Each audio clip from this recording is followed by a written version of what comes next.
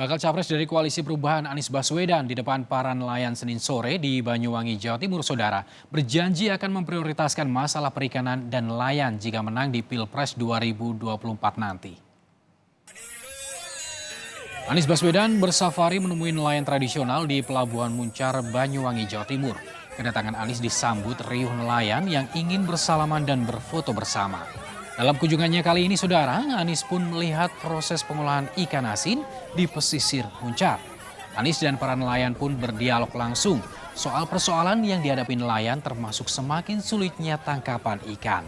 Anies pun berjanji akan memprioritaskan masalah perikanan dan nelayan jika diamanatkan menjadi presiden di Pilpres 2024 nanti.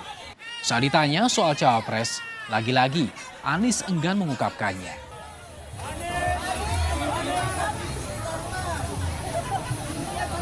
Persoalan terkait dengan perikanan kita selesaikan.